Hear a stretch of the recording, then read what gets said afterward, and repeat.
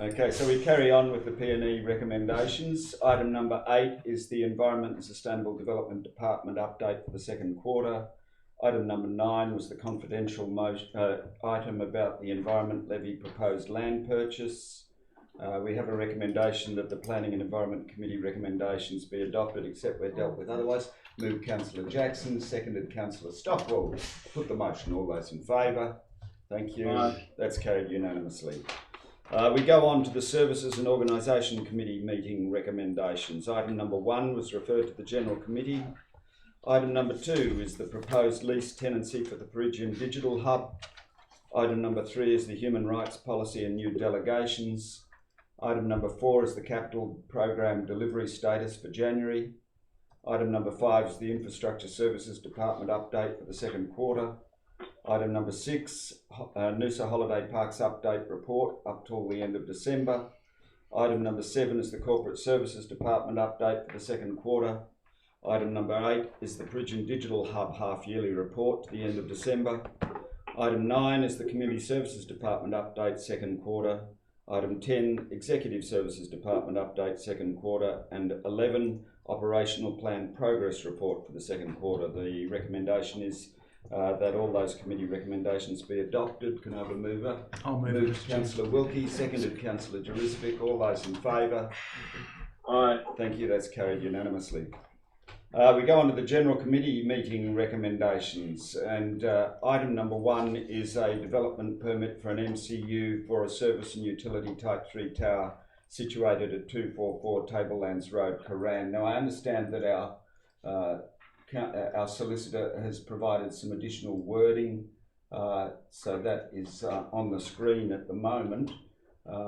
I assume that councillors have had an opportunity to view this. It's been distributed. So move with those proposed changes. Seconded Councillor Stockwell. Do you wish to speak to it, Councillor Jurizovic? No, I don't think there's any need to. Anyone wish to speak to this? I'll put the motion. All those in favour? Aye. Thank you, that's carried unanimously. Item number 2 is the overview of planning appeals. Item number 3 is adoption of consolidated versions of the Noosa Shire Council Local Law Number 1, Subordinate Local Law Number 1 and Subordinate Local Law Number 4. Councillor Jackson. Yes, Mr. Chair, I would like to see this one considered separately, please. Certainly. Okay, so we're dealing with item 3 separately. Anyone care to move in the second? Moved Councillor Stockwell. Okay, seconded by myself. Councillor Stockwell, care to speak to it? I think it is just the due process following on from our extensive debate and consultation on this matter. This is just the procedural step of adopting the consolidated version of what we've already resolved into Local Law Number 1, and I'm quite happy that staff have undertaken the administrative process to complete the policy process, and that it is appropriate to resolve in this fashion. Thank you. Anyone else wish to speak to it? Councillor Jackson? Yes, I wish to speak. I'm just going to say that I'm in favour of Noosa design principles and the look and feel of Noosa, and therefore putting limits on signage. We certainly wouldn't want to end up looking like we're full of signs, but I'm not going to do a backflip. I voted against endorsing these signage laws in December, and I will do so again now, as they are the same laws that we saw then. It is important in a democracy that even if it is a minority voice, that it be heard. And I think in this case, some of the smaller businesses are the ones that are most impacted by the changes in a negative way. Thank you. Anyone else wish to speak? Councillor Wilkie? Yes, I'd like to compliment the staff for all the work that they've done in pulling these local laws together. They were extensively debated in prior to going out to public consultation. Again, after coming back from public consultation, the public feedback was taken on board. Even though the local laws actually, as a starting point, reflect the signage laws that were in effect in the old Noosa Council, this council, after taking into account feedback from the public, have actually relaxed some of the laws, and instead of requiring a A-frame to be on the footpath, on the lease area only, we can also have one on the footpath, and also instead of a 4 metre maximum, it can also be a 6 metre maximum in the industrial area. They were adopted unanimously last year. They are very important laws, and I compliment the councillors because they have felt very deeply and thought very deeply about the impacts it does have on the business community, and so have the staff. And I commend the local law. This is a procedural motion that has been gazetted with the state government, and I thank colleagues and staff for the work they've put into this. Thank you. Anyone else wish to speak? Councillor Jurizovic? Yes, like Councillor Jackson, I don't oppose the overview and the fundamental elements of the signage laws, but when this matter was debated, there were a number of issues, including further restrictions to signage that were being introduced as a result of the change to local laws that I objected to, and as a consequence of that, I'll continue to object in principle against the introduction of these local laws on signage. Thank you. You wish to speak, Councillor Glasgow? No, look, I haven't voted for this in the past, and I will continue my contingency, and I will not vote for this for the sake of exactly kind of what Councillor Jurizovic said.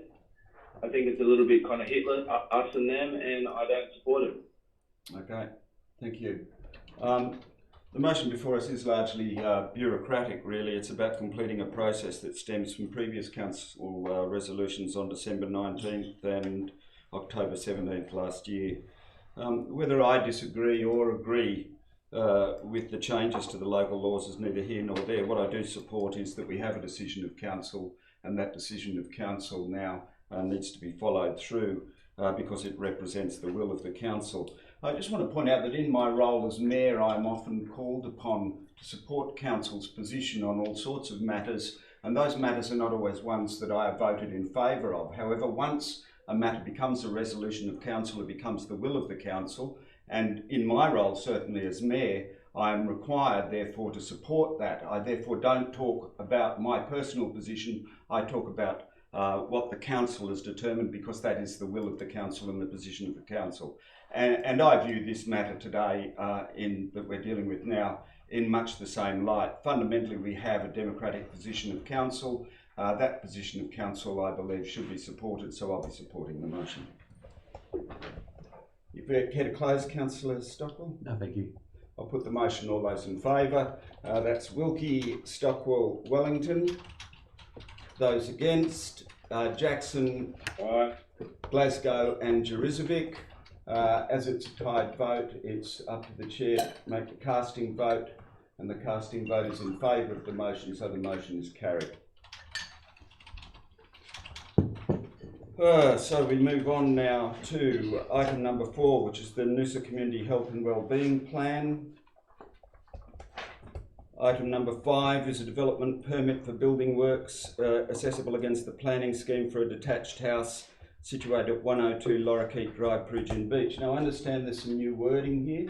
Yes, Councillor Stockwell? I believe it has been circulated to councillors, so we did have a discussion at the General Committee. Don't speak to it, please. And I'd like to move the motion with the addition to what the staff recommendation, as you see there in item A, which is with the inclusion of 2 additional conditions to read as follows. To protect the vegetation and the coastal dune from damage or degradation during construction, temporary fencing or the like must be installed along the coastal boundary prior to commencing any building works on site and maintained until completion of the building. And 28, no vehicle parking, access or storage of construction materials is permitted within the adjacent foreshore reserve at any time. I'll second it. Seconded, Councillor Wilkie. You care to speak to the motion, Councillor Stockwell? I do. So, in essence, what the additions that have just been added are seeking to make it very clear to the development applicant and hopefully their contractors that the beach foreshore reserve is for the enjoyment of the public. It's not an extension of a building site, and it's certainly not somewhere where vehicles, chainsaws or any other equipment should be entering. Thank you. Anyone else wish to speak to this motion? Okay, then I'll put the motion. All those in favour? Aye. Thank you, that's carried unanimously. We move on to item 6, which is the financial performance report for January. Item number 7 is a further report relating to development application for reconfiguration of one lot into 23 lots at 28 Eenie Creek Road, Noosaville. This, of course, is the Shire Business Centre. I'm going to begin this process by declaring a perceived conflict of interest. As prior to my election to the Sunshine Coast Council, I was a co-respondent with the Sunshine Coast Council in an appeal against a refusal to expand the Noosa Civic Shopping Centre. I advised that the appeal was for a significantly different development application than the application currently before Council. I believe I can consider the current matter impartially and in the public interest, and request to remain in the meeting room to participate in the debate and vote on the matter. Mr. CEO. Thank you. Councillors, as you're aware, Councillor Wellington has now declared a conflict of interest and he's the chair of the meeting. It would be appropriate, I'm aware that there are two other councillors who are going to declare a conflict as well.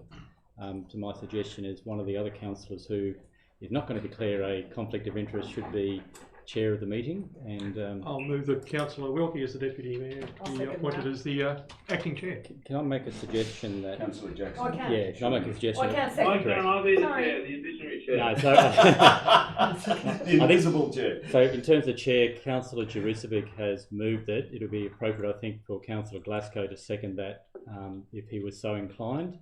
To Councillor Wilkie be the chair. So it's been moved by Councillor Juricevic and seconded by Councillor Glasgow that Councillor Wilkie assume the chair for the consideration of the conflict of interest declarations. No. So those other councillors who are yet to declare a conflict also can't vote on this. So all those in favour of appointing Councillor Wilkie, so that's Councillor Wilkie and Councillor Juricevic and Councillor Glasgow. So Councillor Wilkie will assume the chair for the consideration of the remaining issues associated with the conflicts of interest. Okay. Do any other councillors have conflicts of interest in this matter, please? Yes, I need to declare also a perceived conflict of interest in this matter, as prior to my election in council, during my earlier time as Honorary Secretary of the Noosa Parks Association, I was signatory to a submission regarding an application on this site. I believe I can consider this item impartially and in the public interest, and request them to remain in the meeting room to participate in the debate and vote on this matter. Thank you, Councillor Jackson. And I would like to declare a perceived conflict of interest in this matter as well, as prior to my election to council and during my time as president of the Noosa Shire Residents and Ratepayers Association, I was a signatory to a submission regarding an application on the site and made public statements regarding that application. I believe, however, that I can consider this matter item impartially and in the public interest, and request to remain in the meeting room to participate in debate and vote on the matter. Okay, thank you, Councillor Stockwell. We'll handle these one at a time, starting with the Mayor's conflict of interest. I'd like to move that the councillors note the perceived conflict of interest declaration of Councillor Wellington, resolve that this represents a perceived conflict of interest in this matter, and Councillor Wellington may remain in the meeting room for debate and vote on this matter. I'll move that. May I have a seconder, please? So seconded. Seconded, Councillor Juricevic. All in favour? Aye. That's Councillor Glasgow, Juricevic and Wilkie. That's carried. The next item, I'd like to move that councillors note the perceived conflict of interest declaration of Councillor Jackson, and resolve that this represents a perceived conflict of interest in this matter, and Councillor Jackson may remain in the meeting room to participate in the debate and vote on this matter. May I have a seconder, please? So seconded, Mr. Chair. Seconded, Councillor Juricevic. Thank you. All those in favour? Aye. Councillor Glasgow, Juricevic and Wilkie. That's carried. The final conflict of interest, I'd like to move that councillors note the perceived conflict of interest declaration of Councillor Stockwell, and resolve that this represents a perceived conflict of interest in this matter, and Councillor Stockwell may remain in the meeting room for debate and vote on this matter. So seconded, Mr. Chair. Thank you, Councillor Juricevic. All those in favour? Aye. Councillors Glasgow, Juricevic and Wilkie. That's carried. Thank Councillor you. I'll resume the Wellington chair. resumes the Thank you chair. very much, Councillor Wilkie. Now, this matter was deferred from a decision at the General Committee to the ordinary meeting, so the motion remains live. That was moved by myself and Councillor Stockwell. However, councillors, I'm aware that once again our solicitor has suggested some additional wording, and so my suggestion is the cleanest way to deal with this, and I need a unanimous agreement here, is to withdraw the motion. So I'm happy to withdraw it. I now need to know if Councillor Stockwell as seconder is willing to withdraw it. And if all other councillors are willing happy with me withdrawing it, then we start with the clean sheet. So that's a yes from Councillors Jurisovic, Yes. Jackson, Wilkie. You happy with that, Councillor Glasgow? Aye, yep, totally. Okay. So we have no motion before us at the moment, folks. Are there any questions to staff before we move to a motion? Yes, Yeah, Councillor I'll ask Jackson. for some questions. We have a bevy of staff. Thank you. Oh, I need to stand up, don't I? I do have several questions. Sure. I guess we made a decision to defer discussion and debate on this particular item as we all became aware that there was a new replacement infrastructure agreement tendered, which was intended to address many of the issues that were which were being caused by the 2003 infrastructure agreement. So my question to Kerry is, can you tell us whether that agreement that has been tendered addresses the issues that staff have made requests about? So the proposed new infrastructure agreement that was submitted to Council late last week does not alter Office's recommendation. What the infrastructure agreement does do, the changes compared to the infrastructure agreement that's assessed in the report, it provides for the works that are required to support the subdivision. So the works that cannot be conditioned because of the existing infrastructure agreement, it caters for those. The proposed infrastructure agreement no longer makes reference to the draft planning scheme, meaning infrastructure charges will be payable once development on site exceeds Master Plan 2. The infrastructure agreement no longer includes dedication of the transit lot to Council at no cost. The proposed infrastructure agreement, though, does not address the planning scheme and the state requirements for protection or offset of koala habitat. And the infrastructure agreement, our review of it, shows a number of minor issues and changes that would be required to the infrastructure agreement before it was suitable for Council to sign. Do you mind if I just ask a question on the tail end of that? Perhaps either Kim or Kerry could answer, just for the sake of those who don't quite understand, that the decision we're being asked to make here, the infrastructure agreement has bearing on, but we're not actually deciding on an infrastructure agreement, we're deciding on a subdivision application. Would you care to elaborate on that, one of you? So the application before Council is for a subdivision of the Shire Business Centre land. So that's the matter that Council needs to sign off on and decide on. The infrastructure agreement has been proposed by the applicant because when the site was developed for Noosa Civic, stage 1 of the Shire Business Centre, there was an infrastructure agreement signed by Council at that time.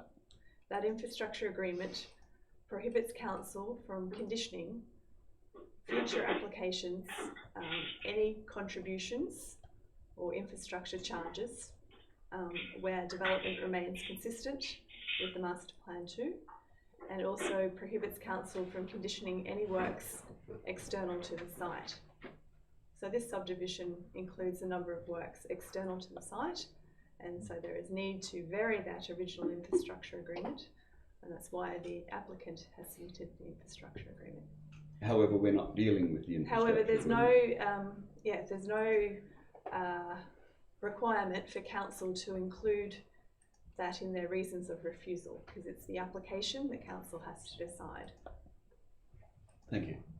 Sure, I'll just continue then. So just to confirm that, of course, this means that the new replacement infrastructure agreement is not really before Council, because currently the application before Council is based on the old infrastructure agreement. That is the application that is before Council. Yeah. Correct. That's correct. That's correct, okay. And I just want to confirm also that I happen to know that in the website of Noosa News, there was a report of our previous meeting that ratepayers would lose $4 to $10 million in infrastructure charges as a result of the proposal. I gather that'll be in the paper tomorrow, but the new infrastructure, the replacement infrastructure agreement that has been put forward, which was not on our table today, would not cause that problem to ratepayers, correct? That's correct. It removes reference to the draft scheme, and so it therefore removes the issue raised by officers around those infrastructure charges. Okay, thank you. I have more questions, but if somebody else No, wants keep to going. ask. Keep going. Okay, I don't know, Carly, have you got some of my little photos there? I'd like to just look at the infrastructure agreement. The original. Now, this was the 2003 infrastructure agreement. So here it seems that there were contributions made under the infrastructure agreement, deemed contribution to public open space. So this is a question, isn't It it? is 12.6 hectares, and also deemed contributions to open space that would be private open space, 2.3 hectares. And these were taken to be the contribution of the applicant to community infrastructure and to meet the environmental needs of the land. Is that correct? So that clause comes from the existing infrastructure agreement signed by Council in 2003. So that infrastructure agreement, as I've suggested to Council, prohibits Council from conditioning any further contributions to be paid or requiring dedication of land in the future.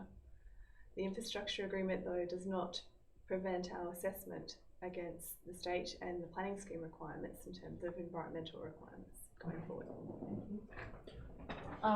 And so while Noosa Council agreed to this infrastructure agreement, you're saying at the moment we don't have to continue agreeing to this infrastructure agreement? That infrastructure agreement remains current. What I'm saying is that agreement was signed in 2003, around the time the first stage of Lease Business Centre developed. Since that time, there's new requirements. There's a new planning framework out there. So there's new requirements around offsetting koala habitat, and the legal advice is that it's very appropriate for Council to consider those matters in looking at subdivision. Thank you.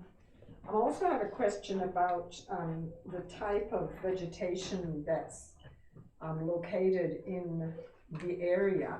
I understand that it's actually not original native vegetation, but regrowth, and I also understand it's categorized as Category X regrowth vegetation. So I wonder if you can explain to us what Category X actually means.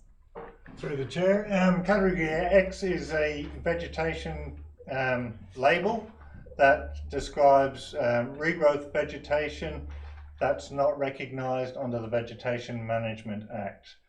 That's notwithstanding that, it's recognised as koala habitat under the Nature Conservation Act.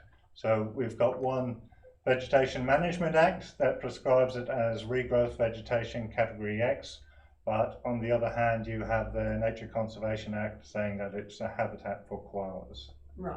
Okay. Under the state planning Yeah. regulatory provisions. Mm-hmm. Thank you. Thank you. All right. So sorry, I probably didn't totally understand that. So if it's Category X, is it therefore allowed to be cleared for development? Under the Vegetation Management Act, yes, it's Category X and it's in an urban area, so the Vegetation Management Act doesn't apply to it, but the state planning regulatory provisions do apply to it. Okay, thank you. I'd also like to ask a question about the Environmental Offsets Act. I think we've got another little slide on that one, thanks. It's 14.14 too there, yeah. So aside from the original infrastructure agreement, there's another element here which I understand is relevant, and that is that there is an Environmental Offsets Act. and that there are aspects in there about whether an organisation such as council can require further contributions when already those kind of contributions were made in the past. And this act says when a decision under the other act about whether to impose or offset condition, the administrative agency must consider offset condition that has been imposed already, would therefore cannot do it again. And I'm interested in a comment on why this particular aspect of the Environment Offsets Act is not being respected. Environmental offsets came in after the infrastructure agreement was signed in 2003, so they came in around 2008 approximately. There's something that's a state requirement that's come in. So there's been no offset ever provided around this site as envisaged by the Environmental Offset Act. So there's no environmental offset that's ever been taken, so it's valid for council to ask for an offset today. So council have had legal advice around the issue, and the advice is that the infrastructure agreement does not stop us from asking for the development to address the koala habitat on the site and to ask for an offset. Thank you. Got more, Councillor Jensen? Well, I do have one more, actually. It's called the Environmental Offsets Act Residual Impacts, which is another slide. And I guess this is linked with the concept of Category X that we were talking about.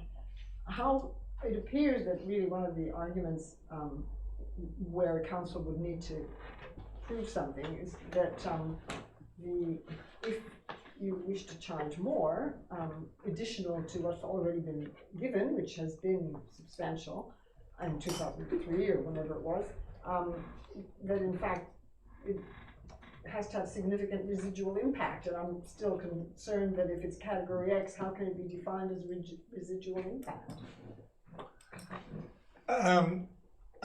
Yes, through the chair, as stated before, it's because Category X is a status under the Vegetation Management Act, but under the Nature Conservation Act, which the koalas are protected under, is the where the provisions of the state planning regulatory provisions kick in for koalas, and the area is mapped as containing koala habitat under that particular mapping.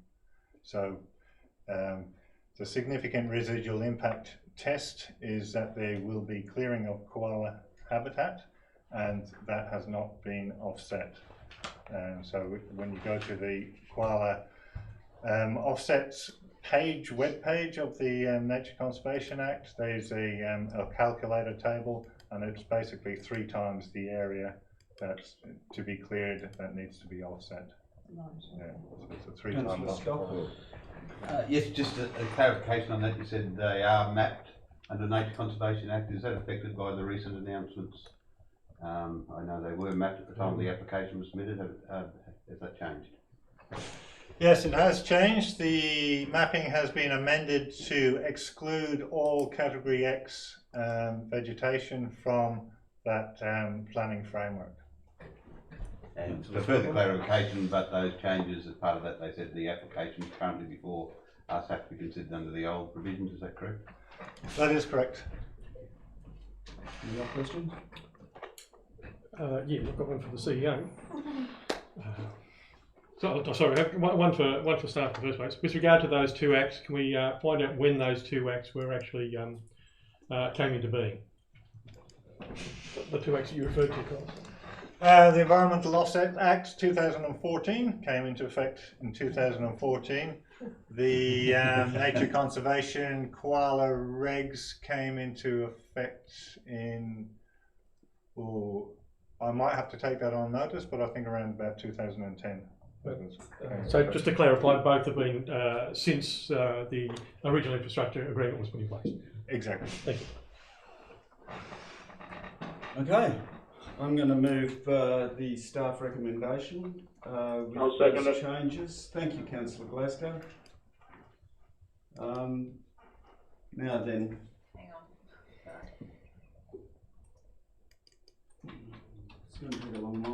It's worth all the doing. I think. changes, It's but- worth doing. Okay. All right, the motion now reads, settle back and relax everyone. The council note the report by the Coordinator of Planning to the special meeting and the further report to the General Committee meeting dated 17th of February regarding application RAL 18-0023 for a development permit for reconfiguring a lot situated 28 Eenie Creek Road, Noosaville, and refused the application for the following reasons. 1. The proposal is inconsistent with Schedule 11. Don't do that too much. Schedule 11, Part 2, Section 7 of the Planning Regulation 2017, as the development is situated in a koala accessible development area and does not avoid clearing non-juvenile koala habitat trees in circumstances in which any significant residual impact of the clearing is unable to be offset. 2. The proposal is inconsistent with the biodiversity assessment benchmarks 1, 2, 4 and 5 of Part E of the State Planning Policy, as the development will adversely impact upon koala habitat, with koala populations recognised as being matters of both national and state environmental significance. 3. The proposal is inconsistent with assessment benchmarks 3 and 4, natural hazards, risk and resilience of Part E of the State Planning Policy, as the development does not facilitate an appropriate disaster management response and recovery capacity and capabilities, as the emergency access points are unable to be implemented. 4. The proposed development will adversely impact upon koala habitat, does not maximise the retention of existing vegetation, and proposes to prematurely clear significant vegetation inconsistent with the needs of the community, contrary to overall outcomes 13.72A1, 13.72A3, 13.72A4. I won't go through all of them, and a whole lot of specific outcomes of the Biodiversity Overlay Code. Point 5, the proposed development is inconsistent with the overall and specific outcomes of the Noosaville Locality Code in the following respects. I, the proposal does not provide a satisfactory pedestrian and cycle network to the future development of the area and fails to provide satisfactory linkages with the existing development in the Shire Business Centre, contrary to overall outcomes 11.72 J, I think it is, and TT 8, specific outcomes, and they're listed there. The proposal fails to ensure a high level of residential amenity, as it does not provide for acoustic fencing to lots 17, 18 and 19, or provide any noise mitigation measures to existing plant equipment and loading dock areas, and fails to address the future amenity of lot 21, contrary to specific outcome 01. The proposal does not retain suitable existing vegetation to ensure future development will be within a park-like setting, contrary to specific outcome 03, 022 and 0125. The proposal will adversely impact on the site's environmental values, contrary to overall outcomes and specific outcomes as listed. Item 6, the proposed subdivision is inconsistent with the reconfiguring a lot code, as insufficient provision has been made for walking and cycling linkages with the existing development in the Shire Business Centre, as the proposed network and linkages are unable to be implemented, contrary to overall outcomes and specific outcomes as listed. The proposed lots will have significant adverse impact on the natural environment and will not retain the site's natural environmental values, contrary to overall outcomes and specific outcomes as listed. Item 7, bushfire mitigation measures do not satisfactorily address the risk of bushfire, contrary to overall outcomes, specific outcomes of the Natural Hazards Overlay Code. Item 8, bushfire mitigation measures result in the removal of vegetation contained within OS3 as detailed in Schedule 4 Shire Business Centre map of the Noosa Plan. Item 9, the proposed development is contrary to the draft Noosa Plan provisions, which support the refusal of the development application for the same reasons as those applicable under the current Noosa Plan because of non-compliance with requirements for pedestrian cycle links and appropriate response to the site's natural hazards and protection of the site's environmental values, including vegetation retention. Item 10, the proposed development cannot be conditioned to comply with the above assessment benchmarks. Item 11, there are no matters that would warrant approval of the development application, notwithstanding the non-compliance of the assessment benchmarks. B, note the report is provided in accordance with section 63(5) of the Planning Act 2016. Looking for a seconder for that. Councillor Glasgow's already seconded. Oh, has he? Oh, that's right, he did too. I beg your pardon. So, look, this is the largest development this Shire is likely to see for some time, if not forever. And we therefore shouldn't be rushing the approval process. What hasn't been mentioned tonight that should be mentioned, of course, is that if we fail to make a decision tonight, then the application is deemed to be approved. Therefore, we do need to make a determination this evening. But as I say, we shouldn't be rushing the process. I accept that some councillors would quite like to approve the application. I'm sure they have good reasons for that. But from where I sit, there are matters that need to be resolved, and those matters do have serious ramifications for future Noosa councils and for ratepayers. And apart from all the ones I just read out that left my mouth dry, there are two in particular that I want to particularly focus on. Firstly, our legal representatives argue that koala offsets are payable by the developer to the tune of $1,150,000 or thereabouts. The applicant asserts that the offsets are not payable, and this difference of opinion really can't be resolved here on the floor of Chambers because it needs to be resolved by legal representatives who have a more detailed understanding of the arcane planning regulations than I think we councillors do. But I do not wish to forego the opportunity for this community and the environment to enjoy koala offsets to the tune of more than $1 million. So I think a refusal is appropriate so that we can see whether or not this very significant win for our local koalas is possible, and according to our legal representatives it is. The second one is, as I mentioned at the General Committee, I believe that if we approve the application with the current design, we're actually squandering the opportunity to achieve the very overarching design feature that we were so careful to put into the new planning scheme, and that is a new village-style precinct in a park-like setting. The motion and the staff recommendation identifies that the proposal fails to retain suitable existing vegetation to ensure that future development will be within a park-like setting. And to me, this is a very fundamental and very important element of the vision that we're all discussing and that we have discussed right through the development of the planning scheme. I don't want to see another bland development with just more concrete and bitumen that ignores its setting. That is not the Noosa way, and it certainly doesn't meet the basic tenets of the Noosa design principles.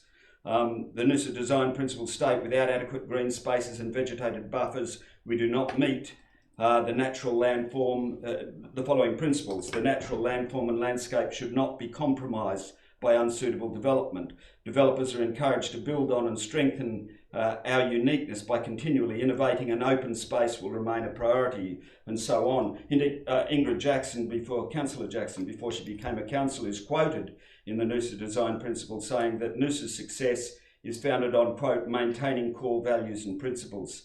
And I don't see that the subdivision designs that we're being presented with as maintaining core values of Noosa. Again, it looked to me like the applicants are simply treating Noosa as they would treat any development in any other shire, and the way that they have treated Noosa arguably with the Noosa Civic development, which completely ignores its setting and certainly isn't park-like. We have one and only one opportunity here to get this subdivision right, so I think it behoves us to do it properly. So therefore, fundamentally, I want to see the koala offset matter resolved, and I do want to see some greater effort within the proposal to achieve the park-like setting that we envisaged, not just another subdivision that could be found in any urban setting anywhere across the country. And if we don't aim for the best, then I believe we do Noosa and the community a disservice. Thank you. Can I please ask a question, Mr. Chair? Yeah, sure. Fire away, Councillor Glasgow. This is the trouble about it. I can't see the vibe, can't feel the vibe, nothing. Anyway. You vote on the vibe. Look, I agree. This is very difficult. Is this a question? This is a question, is it, Councillor Glasgow? Yeah, question. Thank you. Would the koala offset, Kim or Kerry, whoever's there, would the koala offsets apply if this application were to be lodged tomorrow? Under the state planning regulations, which changed on the 7th of February, anything lodged tomorrow would not require an offset under the state planning regulations. However, our planning scheme envisages that the vegetation would either be retained or offset. So our scheme has requirements around the vegetation.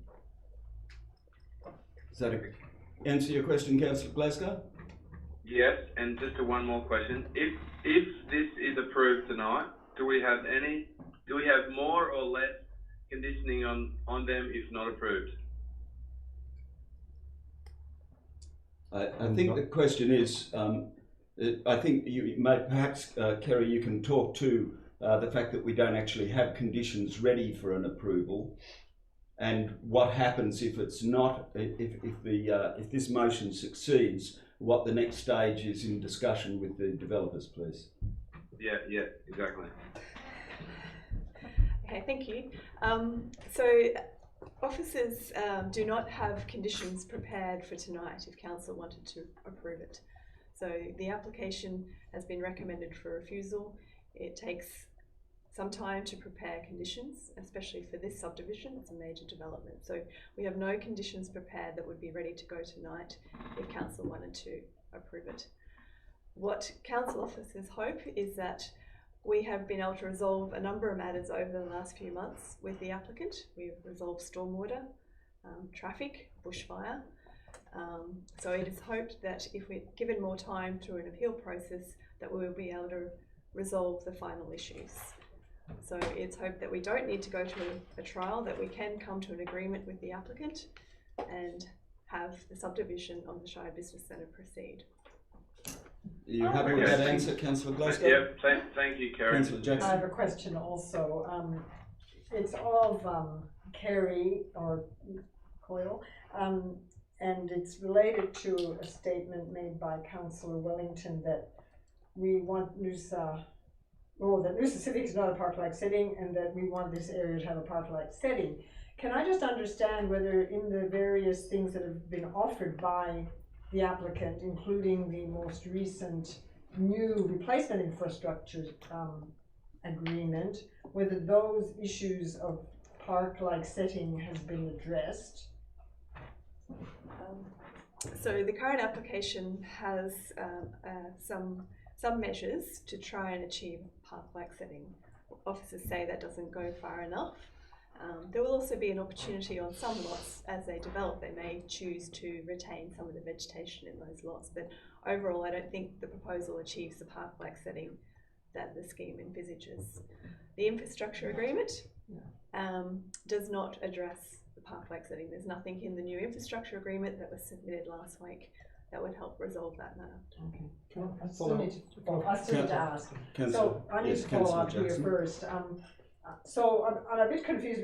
We are saying we're doing reconfiguring a lot, and of course that simply subdivides, and then there would be development applications for each little lot, which would then have to address many of these things in their own right. So can I understand whether that is not the point at which those things will still be able to be managed by council? Yeah, I'd suggest there's 2 points that to achieve this park-like setting. At the time of subdivision, it would be appropriate that areas of existing trees be identified that are going to be retained in the long term to achieve that park-like setting.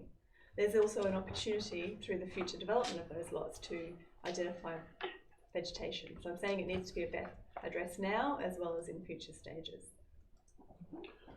So just to follow on from that, so I was going to ask essentially the same question.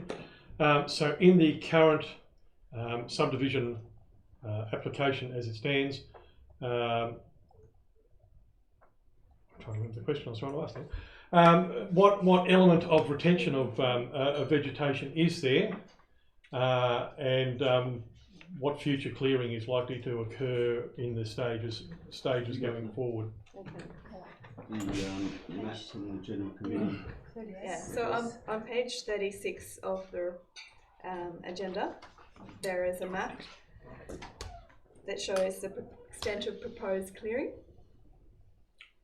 to create the subdivision. So all the areas that are yellow are identified for clearing. So the applicant proposes to clear those ones to create the road and put services in, and to ensure stormwater management works to get the lots to drain to the roads. So the areas that are in green are the areas that will remain vegetated for a period of time until they're developed.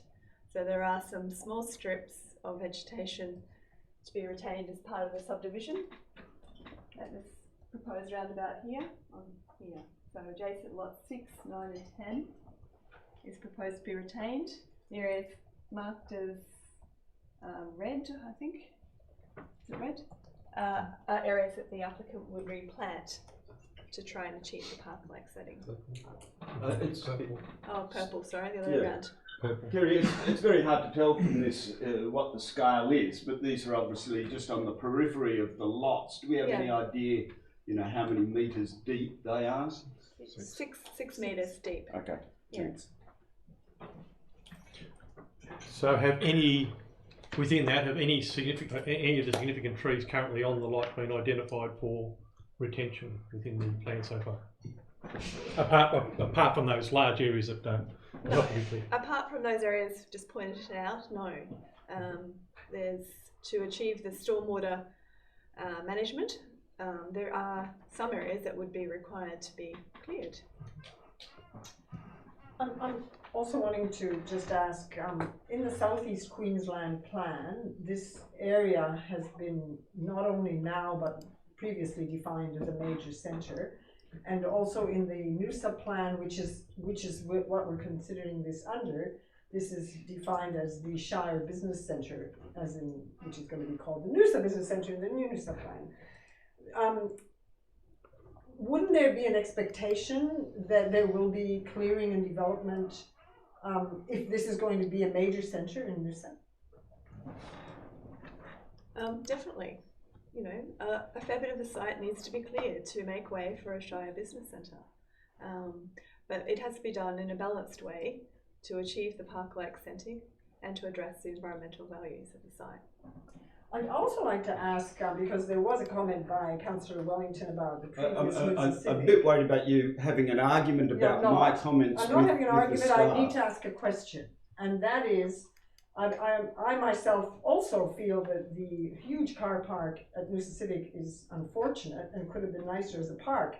But do I understand, or is it correct, that Noosa Council won't allow multi-level car parks, so you have to have a great big car park instead?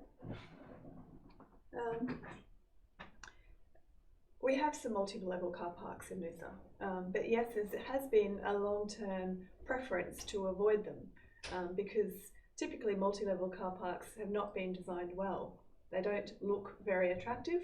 They also represent what we see in cities a lot, and we try to avoid images that we see in cities because that's not the character we're looking for in Noosa. But it's not that we won't support them done in the right way. So does that mean that when Noosa Civic, which is part of the Noosa Business Centre, was developed, that it was required to have a large car park, which is basically, tar and cement, rather than something multi-story, which would have taken up a lot smaller footprint? I can't answer that one because I wasn't involved with stage 1 for Noosa Civic, so I wasn't involved with the discussions to know what was discussed with the applicant. Thank you. Anyone else wish to speak to the motion? I will only to reiterate what I said at General Committee, which was there seems to be, over the last few months, by both staff and the applicant, a genuine attempt to negotiate a satisfactory result. The sticking points are ones that I don't believe either can be resolved around this table, particularly the difference of legal opinion in regard to Quailer offsets.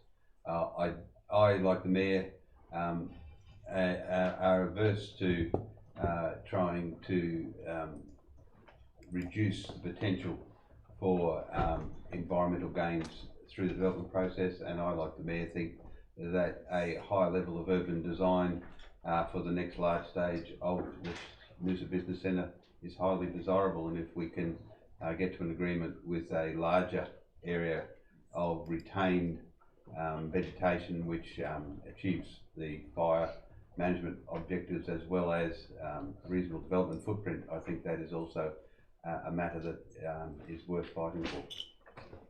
Councillor Wilkie. Thank you. As been alluded to, there's been a lot of genuine consultation and negotiation on behalf of the applicant and also the council staff. They are moving closer every time towards a resolution. But this matter is only before us here because a request by the council staff to extend the decision-making period to March 20 was not agreed to by the applicant.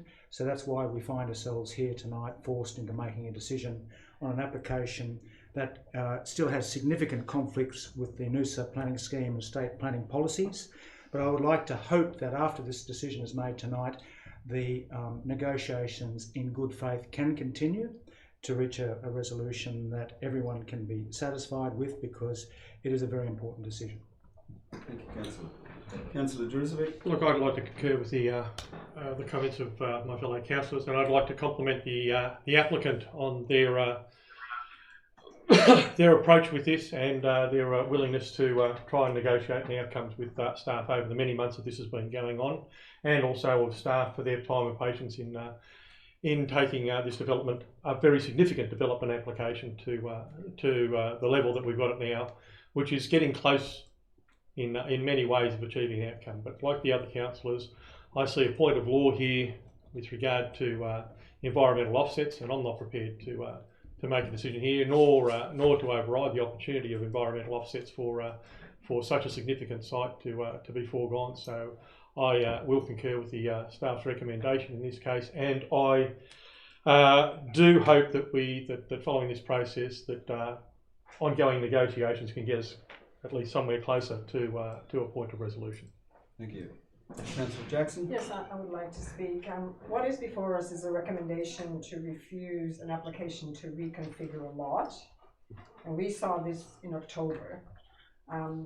We are dealing with an application here as it was when we saw it last time, without being able to take into consideration any of the negotiations and the new developments that have since been offered by the applicant.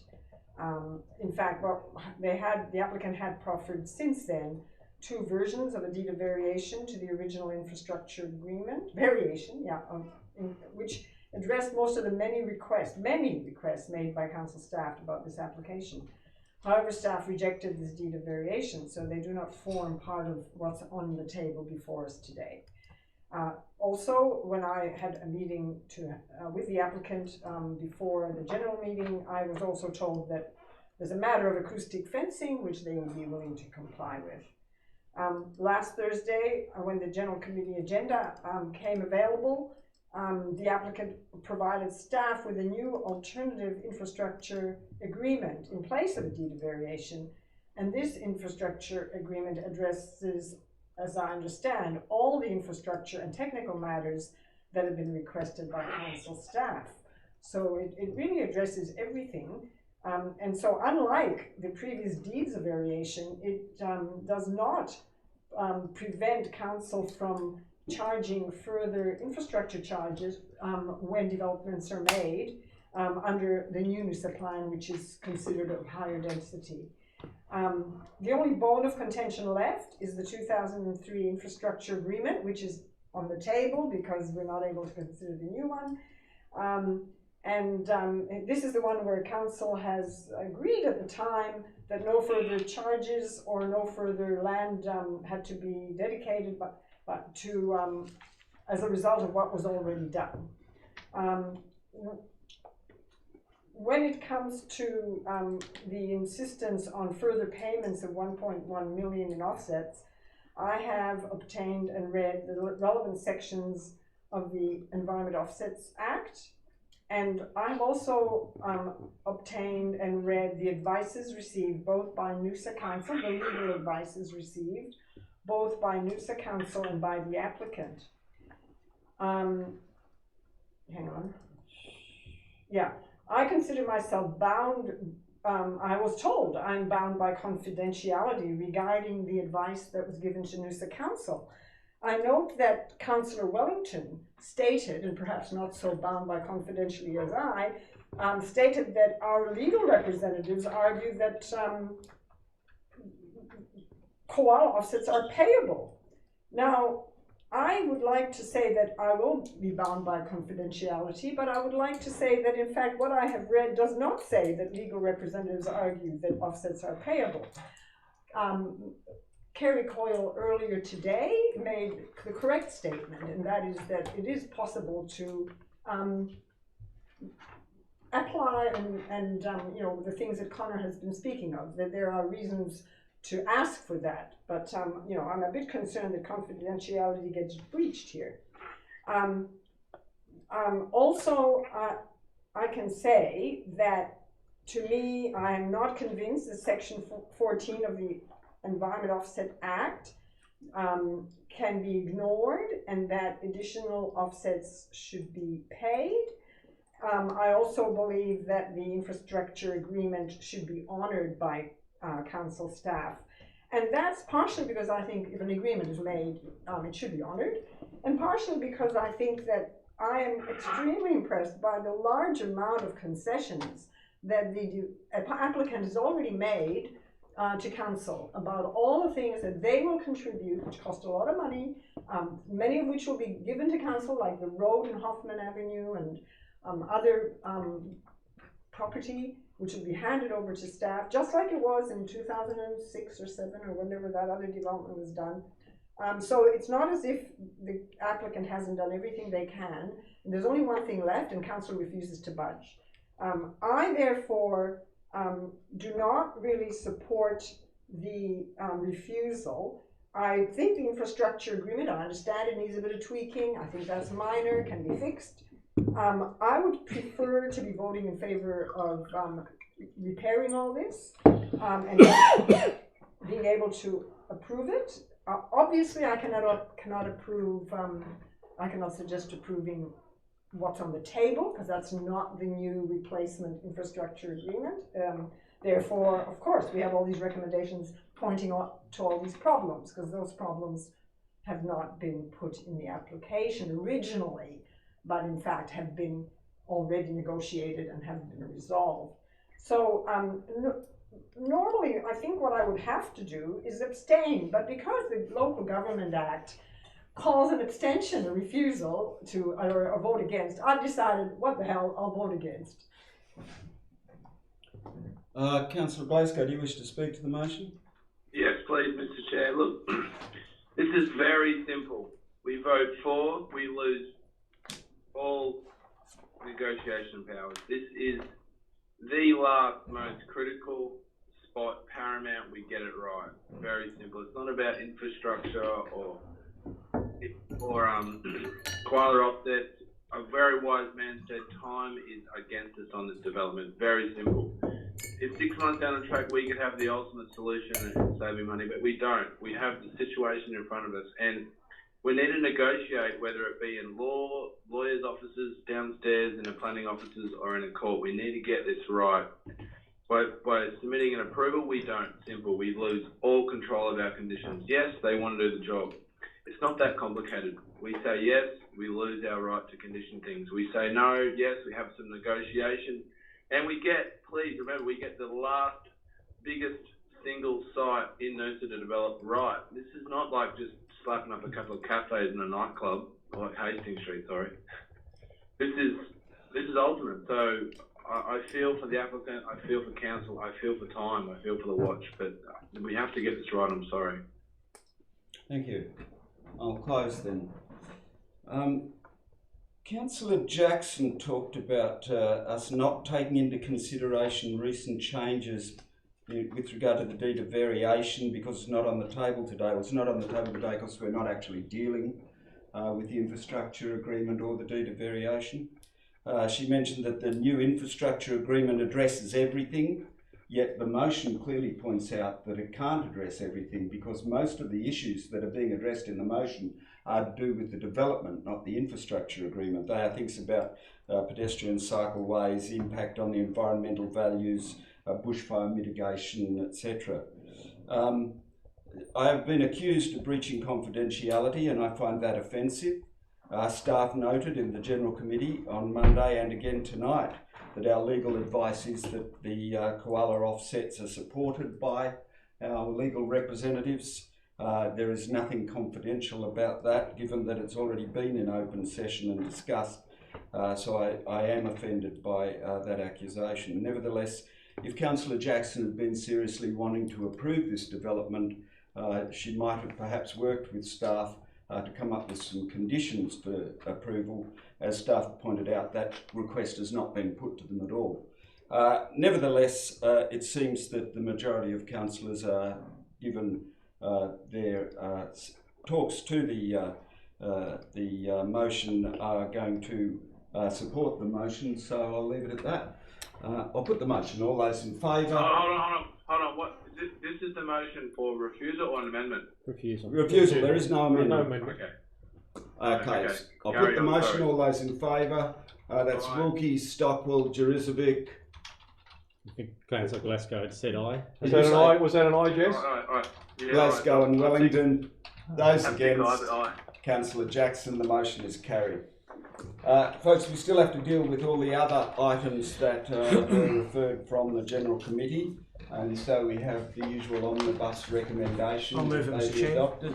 Moved Councillor Wilkie, seconded Councillor Stockwell. I'll put the motion. All those in favour? Thank you. That's carried. Now, there are no further ordinary meeting reports. There's no confidential session as usual. However, we move on to public question time, and Mr. Brian O'Connor has his 2 questions at the ready. G'day, Brian. Start calling you Councillor O'Connor soon, I think. Thank you. Based upon the annual visitation to the Tweed Regional Gallery in New South Wales, the Mayor's plan for an iconic gallery for Noosa is likely to attract 70,000 to 80,000 visitors a year, making its location a crucial factor in contributing to its status as well as traffic congestion and other practical matters. So I ask whether Noosa Council is giving thought to following Tweed Shire's lead in locating its very successful regional gallery at a standalone hinterland site, easily accessible from Highway Number 1, and can the Council provide an update as to the feasibility study now underway into siting, planning, design, budget, construction, timing, and other pertinent matters associated with a new Noosa Regional Gallery in support of a vibrant Noosa arts and cultural scene? Thank you, Kerry. Kerry Contini will answer that, Brian. Through the chair. Gallery on the river. Thank you, Brian. Noosa Regional Gallery, which opened in 1989, is one of the oldest public galleries in Queensland. While it served the community well in the past, a number of internal and external reviews have identified the current constraints of the existing facility and suggested that an extension to the existing gallery or the construction of a new gallery to improve matters. The 2019-2023 Noosa Cultural Plan identified Noosa Regional Gallery as a priority focus area to explore the feasibility of a new signature regional gallery for Noosa Shire, which better reflects contemporary audience expectations, spearheads cultural momentum, exploits cultural tourism opportunities, and improves participation outcomes.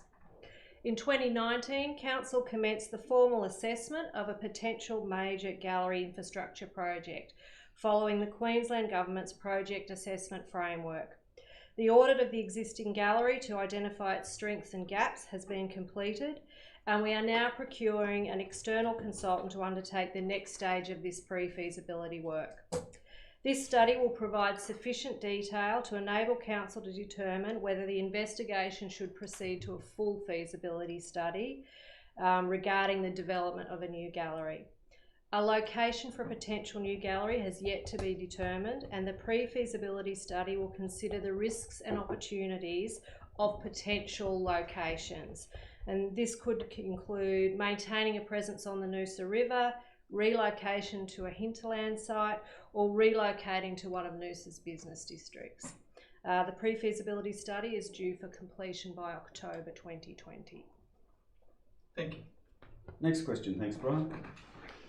Whereas one of the objectives of the Noosa cultural strategy is to, quote, explore the potential of creating a hinterland heritage brand, particularly focusing on Pomona and Cooran, unquote, a task which the Deputy Mayor, Councillor Wilkie, describes as bringing together all the elements of heritage in the two towns in a coordinated way to provide resources for the community, such as websites, etc. Can the Council explain what's happening to meet this outcome?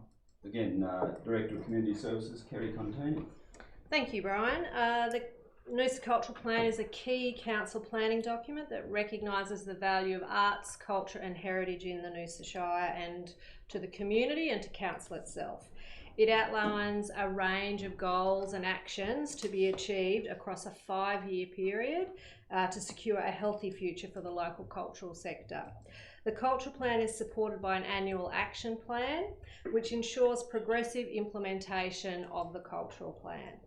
The action plan for 2019-20 has focused on the priority focus areas, so the most important things that the Cultural Plan identified which should be done first. In relation to the history and heritage theme, this has included the following completed actions: creating a new heritage coordination role within council, streamlining council processes in relation to heritage matters, working with Noosa's Kabi First Nations peoples to document and share their heritage, and fast-tracking some key projects around documenting our Noosa story. So that included undertaking oral histories of key local residents and fast-tracking digitisation of some key heritage material. The history and heritage theme contains the action exploring the potential of creating a hinterland heritage brand. Stop. Council heritage staff are in regular consultation with hinterland heritage organisations and are supporting their priority actions from the plan. It is anticipated that work to consider a possible hinterland heritage brand will commence in the 2021-22 action plan. Thank you. Thanks, Brian. Amelia Lorentson, please.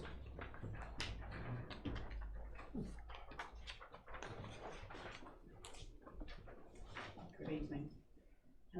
My first question is in regards to the new Noosa plan.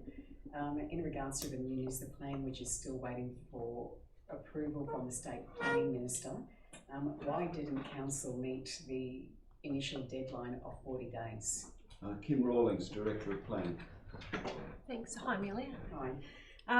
So as part of the plan making process, the Minister sets up a staged process that has a range of timeframes associated with it for both us and for the state government to meet.